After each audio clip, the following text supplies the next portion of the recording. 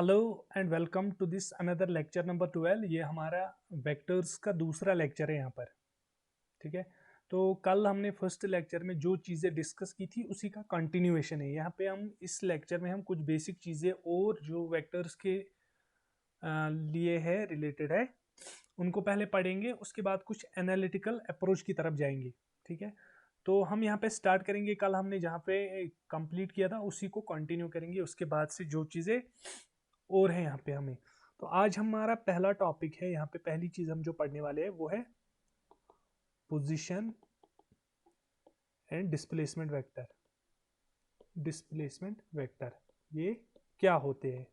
ठीक है, तो लेट अस सपोज मैं यहाँ पे एक ग्राफ ड्रा कर रहा हूँ जिसमें हम पोजीशन दिखा सकते हैं किसी ऑब्जेक्ट की।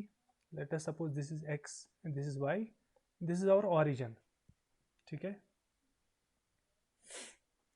तो मान लो किसी टाइम इंटरवल t1 में ऑब्जेक्ट है इस पोजीशन ए पर, पॉइंट ए। ठीक है, तो अब मैं इसको कनेक्ट अगर करूंगा ओरिजिन से, ठीक है, एक स्ट्रेट लाइन से, क्योंकि vector is always having a unique direction, इसकी एक डायरेक्शन होती है। अब जो ये लाइन इसको ज्वाइन कर रही है इसको हम पोजीशन वेक्टर बता सकते हैं, इसको हम बोलेंगे पोजीशन वेक्टर। ये हमें पोजीशन वेक्टर हमें एक्चुअली क्या देता है और क्यों है, ये पहला चीज है। अगर मैं पोजीशन वेक्टर की बात करूं, position vector it will give us an idea about the distance, how far it is from the origin। मतलब ये कितना दूर है ओरिजिन से। पहला चीज पोजीशन वेक्टर क्या देगा, डिस्टेंस, या how far the object is from the origin. ठीक है, ये चीज क्लियर है। अब सेकंड चीज इसके बारे में क्या है, पोजीशन वेक्टर के बारे में, पोजीशन वेक्टर हमें दूसरा चीज क्या देता है, direction. Direction of the object, direction of the object with respect to origin. ठीक है, ये दो चीजें हमें पोजीशन वेक्टर से पता चलती है। और पोजीशन वेक्टर इसलिए आता है, ये हमें दो चीजें देता है। पहला चीज है कि ये कितना दूर है ओरिजिन से, सेकंड चीज किस डायरेक्शन में विथ रेस्पेक्ट, मतलब अगर ओरिजिन कहां पर है, मतलब ईस्ट में है, तो अगर वेस्ट में गया है वेक्टर, ऑब्जेक्ट गया है, तो ये हमें हम वहीं पे उसके अकॉर्डिंग इसको डिस्क्राइब करेंगे, वहां पे उसके with respect to that origin किस डायरेक्शन में गया है। ठीक है, हो गई ये पहला चीज, हो गया पोजीशन वेक्टर। अब सेकंड चीज हम डिस्प्लेसमेंट वेक्टर की तरफ जाएंगे। लेट अस सपोज मान लो ये ऑब्जेक्ट जो है, ऑब्जेक्ट एक पोजीशन पॉइंट बी पर है, तो सेम तरीके से यहां पे भी हम वेक्टर ड्रॉ करेंगे। लेट अस सपोज यहां पे इसको टाइम t2 लगता है।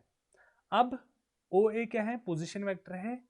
जब ऑब्जेक्ट पोजीशन ए पर है, O B is the position vector when object is at point B.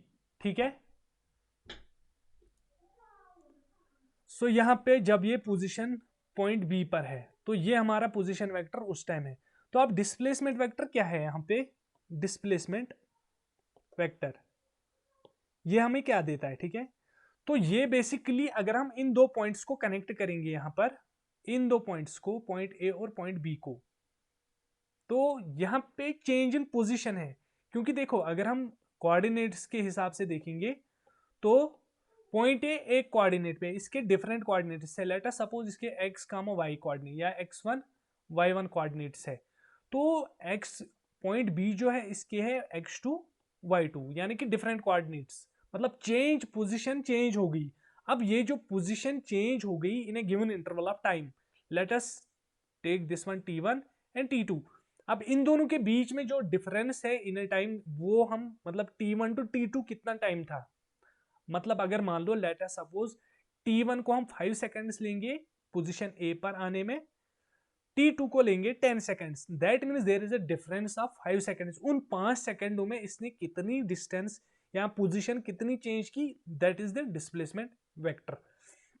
तो बेसिकली यहां पे डिस्प्लेसमेंट वेक्टर हमें क्या बताएगा, It gives us an idea about position change या position and direction change in an given interval of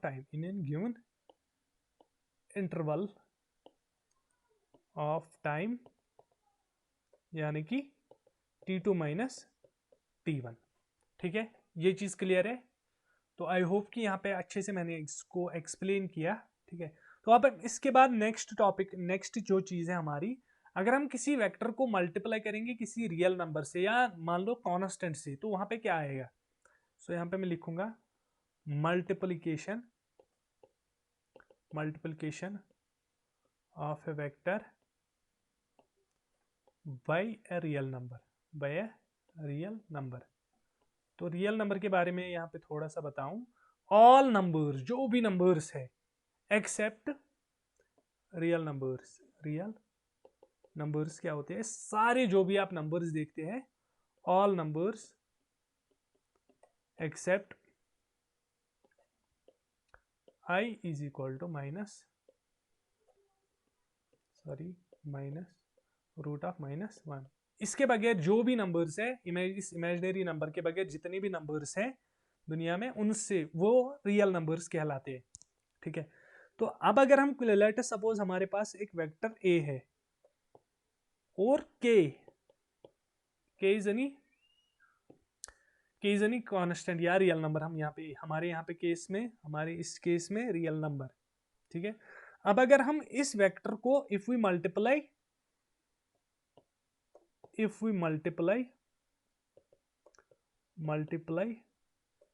vector a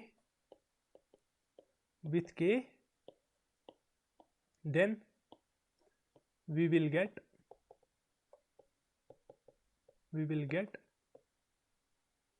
resultant as k times a vector.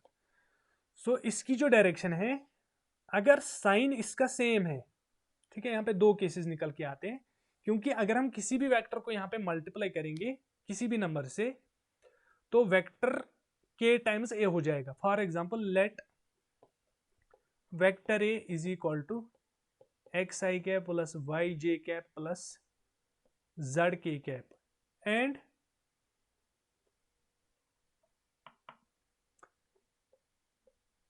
Late k is equal to 2 plus 2। ठीक है, case 1 में यहां पे ले रहा हूं, या थोड़ा सा मैं इसको इस तरीके से कर देता हूं।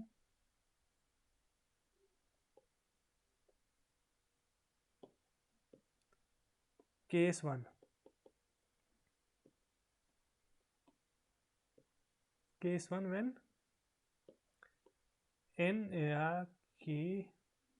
When k is greater than 0। Here यहां पे मैं ले रहा हूं इसको 2। तो यहां पे क्या रहेगी, direction of resultant will remain same. ठीक है, डायरेक्शन जो है वेक्टर की वो सेम रहेगी। ठीक है, तो यहां पे हमारा वेक्टर क्या बनेगा, रिजल्टेंट अगर हम 2 से मल्टीप्लाई करेंगे, r will be equal to 2 times vector a, that will be equal to 2 times xi plus 2 times yj cap plus 2 times z के कैप, यानी कि 2 टाइम्स सारे इसके जो कंपोनेंट्स है वो 2 टाइम्स हो जाएंगे। अब केस सेकंड हम यहां पे लेते हैं, case second when k is less than 0, direction will become opposite. ठीक है, तो मैग्नीट्यूड सेम रहेगा, लेकिन यहां पे डायरेक्शन जो है let k is equal to -2। तो सपोज अगर ये हमारा यहां पे मैं इसकी नोटेशन बनाता हूं पहले, इस केस से पहले मैं आपको क्या करके दिखाता हूं। यहां पर लेट अस सपोज ये हमारा वेक्टर ए है, ठीक है। अब जब हमने इसको मल्टीप्लाई किया 2 से, multiply with 2, so it will remain in the same direction, only the thing that is going to change, that is magnitude। तो यहाँ पे इसकी जो डायरेक्शन है वो सेम रहेगी। अब देखो दूसरा जो हमारा केस है, यहाँ पे क्या होगा, डायरेक्शन हमारी अपोजिट हो जाएगी, ठीक है। यहाँ पे -2, लेकिन मैग्नीट्यूड जो है वो 2 ट्वाइस हो जाएगा। देखो यहाँ पे अगर इस तरीके से है तो यहाँ पे लेटस में उसी को यहाँ पे कंसिडर करूंगा। Let vector a is equal to x times i cap plus y times j cap plus z times k cap, then r will be equal to -2 x i cap -2 y j cap -2 z k cap, ठीक है। अब देखो क्या है, अगर हमारा vector ए इस तरीके से था, this was our vector A, then ये वेक्टर आर है is equal to -2 times A cap, ठीक है। तो यहाँ पे डिफरेंस आप लोगों को समझ में आ गया होगा, आई होप सो। तो इसके बाद हम जाते हैं रिजल्टेंट वेक्टर क्या होता है। रिजल्टेंट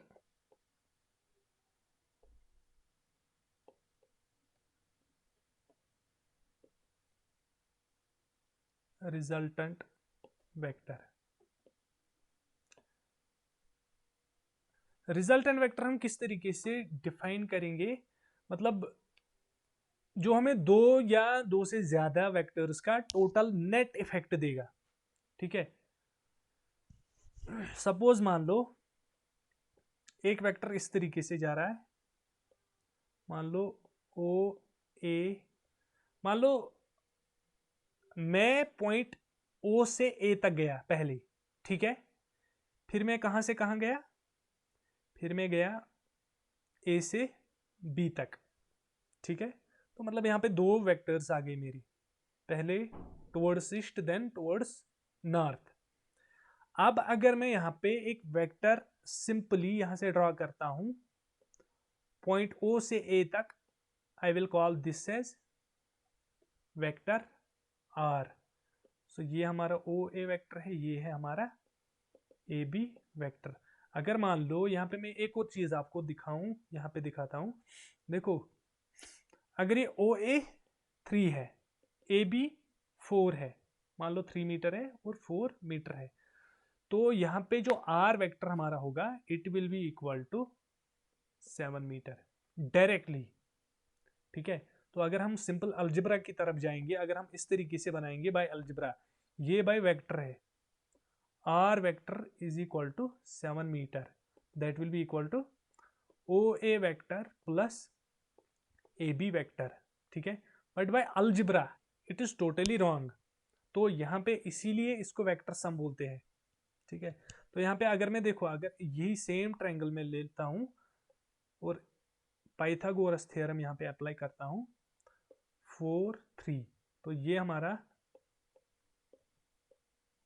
क्या बन जाता है, 4 स्क्वायर प्लस 3 स्क्वायर रूट ये, ठीक है। 16 plus 9 it will be root 25, that will be equal to 5। तो ये यहाँ पे एक्सेप्टेबल नहीं है। तो यहाँ पे टोटल हम देखते हैं कि किस तरीके से क्या हो गया है यहाँ पे, ठीक है।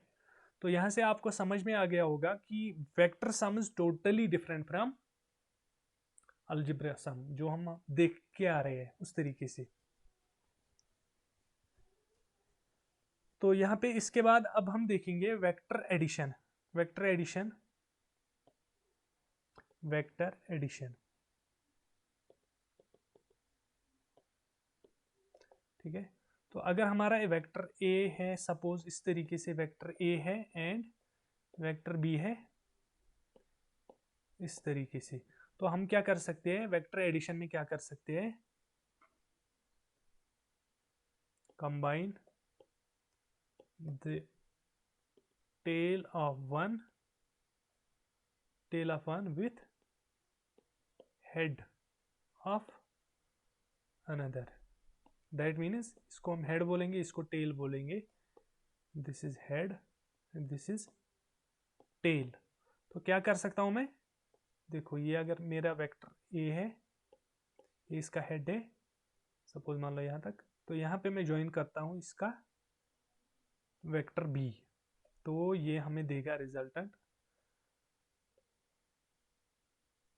This will be equal to R will be equal to A plus B vector.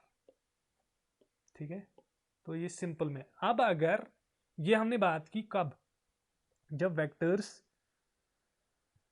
Are going in the same direction, जब दोनों एक ही, जब दोनों की डायरेक्शन एक ही साइड में है। अब अगर अपोजिट में होंगी, ठीक है, अब अगर let vector is like this and vector B is like this, तो यहां पे क्या होगा, यहां पे सीधे मैं क्या करूंगा, यहां पे अगर मेरा वेक्टर ए इस तरीके से है, वेक्टर ए, तो यहाँ पे इतना सा इसमें से कट हो जाएगा। ठीक है, तो रिजल्टेंट जो होगा यहाँ पे, so it will give me smaller vector, vector R will be equal to vector A minus vector B. ठीक है, तो यहाँ तक चीजें क्लियर है, क्योंकि यहाँ तक बहुत ही इजी चीजें मैं यहाँ पे दिखा रहा हूँ अभी तक। तो इसके बाद अब अगर कोई एंगल, यहाँ पे हमारे दो वेक्टर्स अगर आपस में कोई एंगल बना रहे हैं, क्योंकि यहाँ तक अभी हमने बात की, मतलब या तो अपोजिट जा रहे हैं या सेम डायरेक्शन में जा रहे हैं, मतलब एंगल वगैरह कुछ भी नहीं है, मतलब परपेंडिकुलर नहीं है, इंक्लाइन नहीं है, जो भी।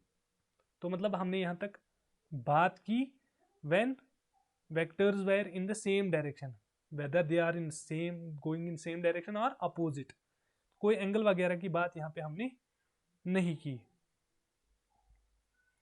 तो लेट अस सपोज अगर हमारे पास एक वेक्टर इस तरीके से है, vector A, also we have the vector B. ठीक है, तो अब इसका रिजल्टेंट कैसे आएगा, इसका मैं इस तरीके से कर सकता हूं, सेम मेथड यहां पे भी करूंगा मैं, vector A then vector B. तो अब जो ए ओ सी आर, अब जो यहां से यहां तक इसको ज्वाइन करेगा, इसको, ये हमारा रिजल्टेंट यहां पे है। ठीक है, तो इसके बाद हम जाते हैं ट्रायंगल ऑफ वेक्टर्स पर। ट्रायंगल लॉ ऑफ वेक्टर्स, तो ट्रायंगल ऑफ वेक्टर्स हमें क्या बताता है कि अगर हमारे पास दो वेक्टर्स है, वो अगर ट्रायंगल के दो साइड्स फॉर्म करता है, ठीक है, तो जो तीसरा साइड बचता है वो हमें उसका रिजल्टेंट देगा। दैट इज इट, समझना है, यहां पे याद रखने की कोई जरूरत नहीं है। देखो सपोज अगर मेरे पास ये वेक्टर ए है, suppose this is vector A and we have this vector B, तो अगर मैं इनको ज्वाइन करूं तो यहाँ पे किस तरीके से बन सकता है मेरा वेक्टर ए, और ये हमारा है वेक्टर बी। ठीक है, तो यहाँ तक ठीक है। तो मतलब इसने बेस और हाइट एक ट्रायंगल की क्रिएट की यहाँ पे। तो अब इसका रिजल्टेंट कैसे होगा, अब जो फर्स्ट वाले के टेल और सेकंड वाले के हेड को ज्वाइन करेगा, दैट इज द हाइपोटेन्यूज। ठीक है, तो this will be the resultant, resultant will be equal to R equal to A plus B. ठीक है, तो इसकी आगे हम इसके साथ और भी डील करेंगे। इसके बाद पहले हम जाते हैं parallelogram law factors. Parallelogram law factors,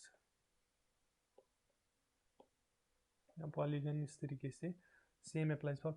तो यहां पे भी क्या बोला जा रहा है कि अगर हमारे पास कुछ वेक्टर्स कुछ इस तरीके से, मान लो वेक्टर ए है, वेक्टर बी है, वेक्टर सी है, ठीक है, मान लो मैं अभी तीन ही ले रहा हूं, या इस तरीके से 4 भी ले सकता हूँ, या जो भी वेक्टर डी है। तो यहाँ पे अब रिजल्टेंट क्या होने वाला है अभी देख लो। यहाँ पे मैं पहले इनको ज्वाइन कर लेता हूँ, vector A, vector B, vector C, vector D. तो यहाँ पे मैंने उल्टा थोड़ा इंक्लाइंड बनाया, तो ये कोई भी हो सकता है। तो रिजल्टेंट हमारा यहाँ पे किस तरीके से हो सकता है, रिजल्टेंट हमारा यहाँ पे कुछ इस तरीके से बन सकता है। तो मतलब जो फर्स्ट के टेल को और लास्ट वाले के हेड को ज्वाइन करेगा उसको हम रिजल्टेंट बोलेंगे। मतलब यहां पे क्या मैटर करता है, starting point and the initial point. जो स्टार्टिंग पॉइंट और इनिशियल पॉइंट को कनेक्ट करता है that is the resultant in every case. ठीक है, चाहे आप ये वाला केस ले लो,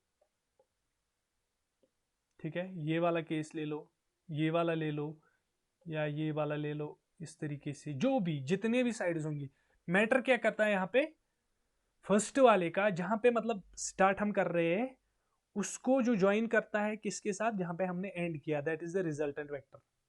ठीक है, तो यहाँ पे मैं अब क्या करूंगा, यहाँ पे मैं एक derivation which is my favourite, और जो आप ऑनेस्टली, आपको मैं अगर ऑनेस्टली बताऊं तो मैंने that was the first derivation I have learned. ठीक है, तो that was the first derivation, तो उसको हम स्टार्ट करेंगे अब। सो अब यहाँ पे हम स्टार्ट करेंगे basically triangle law of vectors जो है उसको एनालिटिकल मेथड से हम यहाँ पे अब देखते हैं कि किस तरीके से क्या होता है। ठीक है, तो पहले हम लिखते हैं यहाँ पे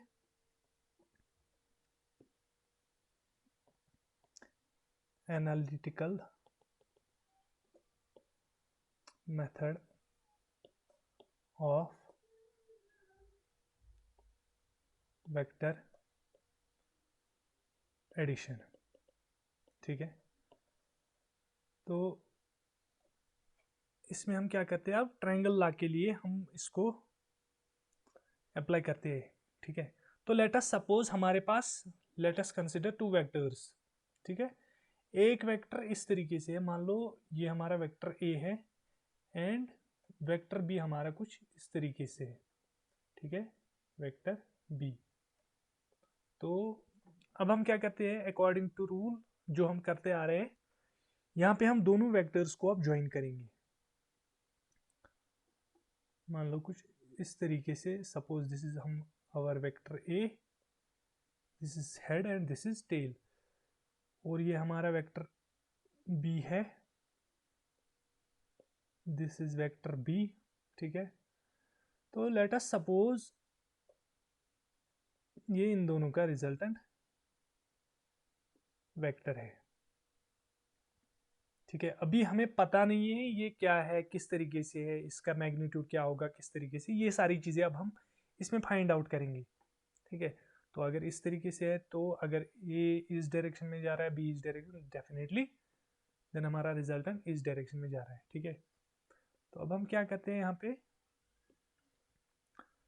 let us suppose this is vector B and this is our resultant vector R. अब हम देखते हैं इसका मैग्नीट्यूड किसके बराबर रहता है, ओ एम पी। ठीक है, मैं इन पॉइंट्स के नाम दे देता हूँ। अब मैं क्या करूँगा, यहाँ पे मुझे आर फाइंड आउट करना है कि ये आर जो है व्हाट इज इट एक्चुअली। ठीक है, तो यहाँ पे इसको फाइंड आउट करने के लिए मैं थोड़ा सा हेल्प लेता हूँ इस चीज़ का। मैं इस लाइन को एलोंगेट कर देता हूँ थोड़ा सा यहाँ पे, और यहाँ पे एक परपेंडिकुलर ड्रा कर रहा हूँ। ठीक है, तो यहाँ पे हमें दो चीज़ें मालूम पड़ जाएंगी। अब ये जो वेक्टर है, ये जो यहाँ पे ये जो एंगल है, late us suppose this is theta, that means जो वेक्टर बी है वो एंगल थीटा बना रहा है किसके साथ, वेक्टर ए के साथ। और लेट अस सपोज ये जो फाइनल हमारा रिजल्टेंट है ये यहाँ पे एंगल अल्फा बना रहा है किसके साथ, वेक्टर ए के साथ। ठीक है, तो लेट अस सपोज अब इस पॉइंट को मैं नाम देता हूं आर। अब देख लो बेसिकली मुझे फाइंड आउट क्या करना है, vector R. We need to find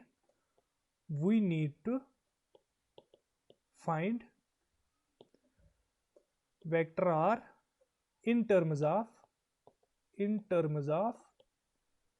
vector A, vector B. इनकी टर्म्स में हमें बताना है कि वेक्टर आर हमारा क्या आ रहा है। ठीक है, ये डायग्राम आप अच्छे से समझ लो यहाँ पे। अब देख लो, अगर मैं इस ट्रायंगल को कंसीडर करता हूं, late us consider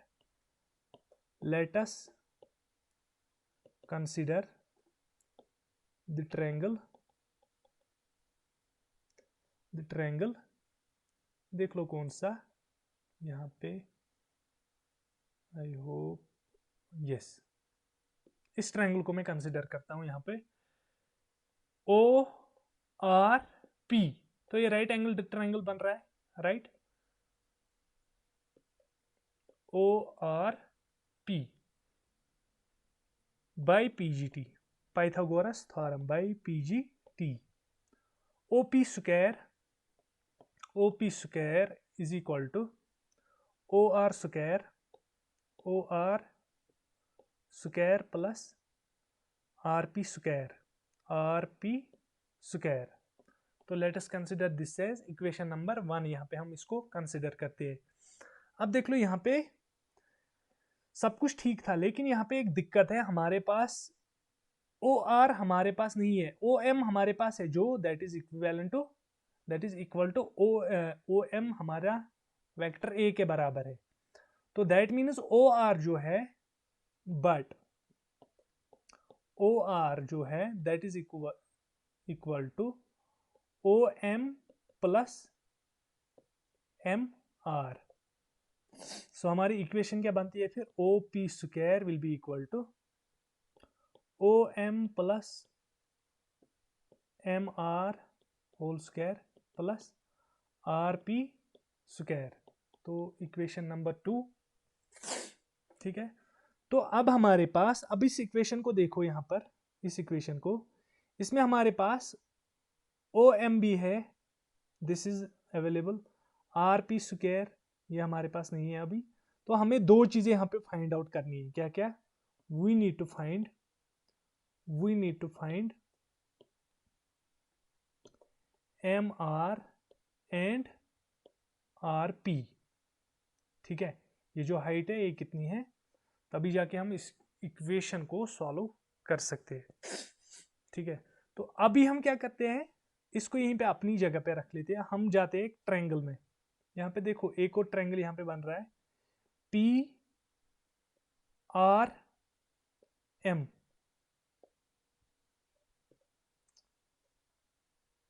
from triangle P R M. तो ये वाला ट्रायंगल मैं ऑलरेडी बना के रख सकता हूँ यहाँ पर कुछ इस तरीके से। ठीक है, ओ आर पी। ठीक है, तो ये हमारा क्या है, R P M, angle alpha है। तो इस तरीके से हमारा ट्रायंगल है,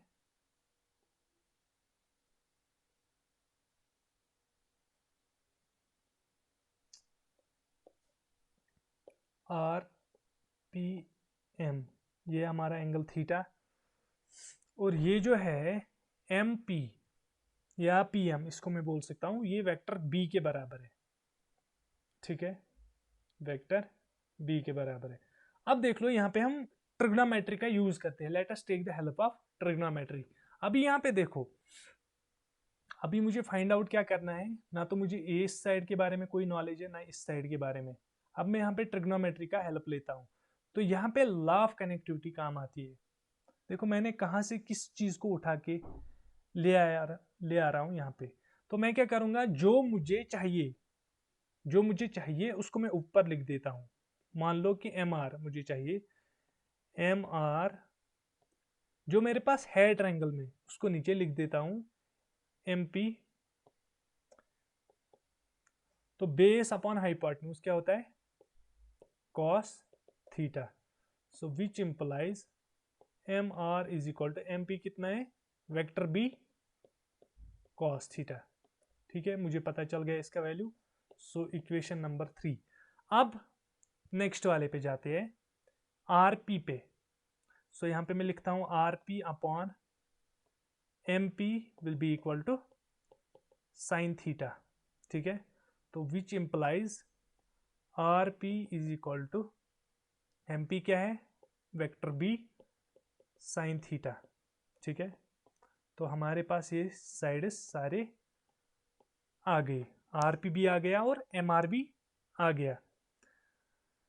तो अब हम आर पी और एम आर को इक्वेशन नंबर 2 में पुट करते हैं। substitute the values of MR and RP in equation number 1 we get। क्या है हमारी इक्वेशन नंबर 1, उसको हम यहाँ पे लेके आते हैं, या equation number 2, sorry equation number 2। तो हम इक्वेशन नंबर 2 को यहाँ पे उठा के लाते हैं।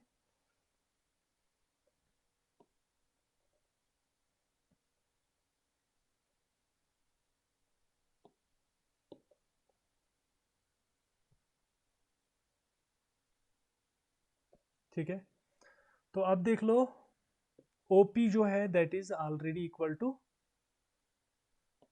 Resultant. So resultant square is equal to OM। OM किसके बराबर है, OM है वेक्टर A के बराबर, यानी कि vector A plus MR। MR क्या है, vector B cos theta, vector B cos theta whole square plus RP। RP किसके बराबर है, vector B sine theta square. ठीक है, तो अभी तक सारा कुछ ठीक यहाँ तक चल रहा है।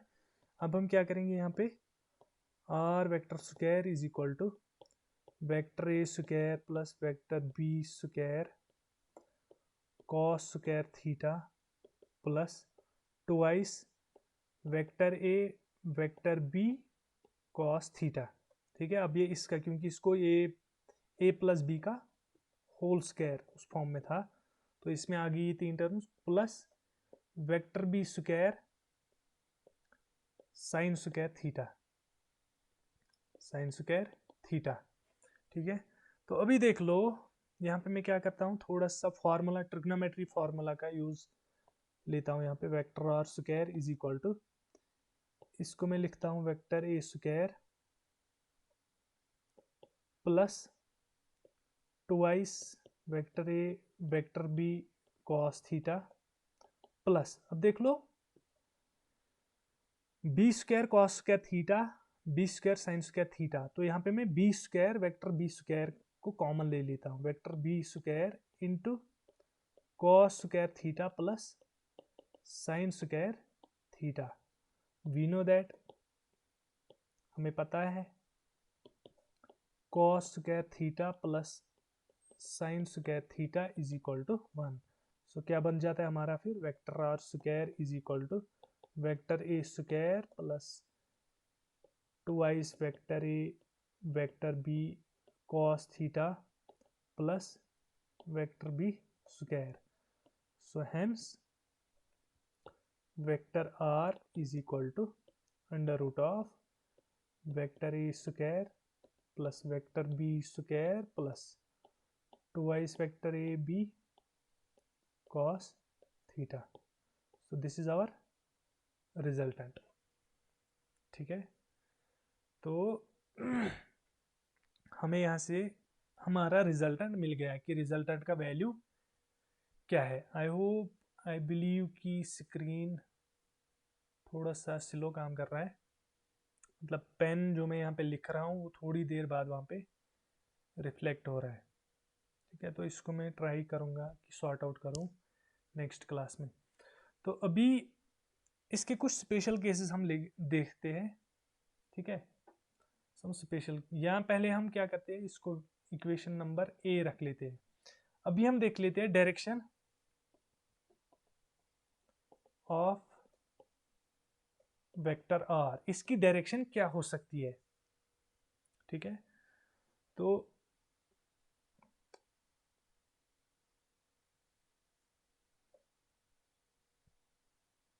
अगर हम इस ट्रायंगल को कंसिडर करते हैं, O R P, O R P from triangle O R P, तो इस तरीके से है हमारा ट्रायंगल,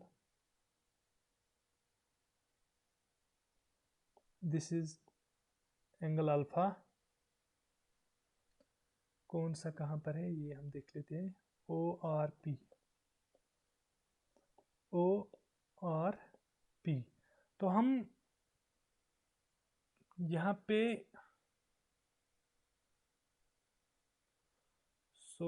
इसमें कैमरा में आई बिलीव कुछ इशू आ गया है, हम यहाँ से कंटिन्यू करेंगे नेक्स्ट क्लास में, ठीक है। तो यहाँ डेरिवेशन तक आई होप कि सारा कुछ क्लियर है, डेरिवेशन तक। इसके बाद हम देखते हैं इसके कुछ स्पेशल केसेस नेक्स्ट क्लास में, और लाइक डायरेक्शन क्या हो सकती है हमारे रिजल्टेंट की, रिजल्टेंट वेक्टर जो यहाँ पे निकला है उसकी डायरेक्शन क्या है, किस तरीके से हम उसको सॉल्व कर सकते हैं, तो वो नेक्स्ट क्लास में देखेंगे। So thanks for watching.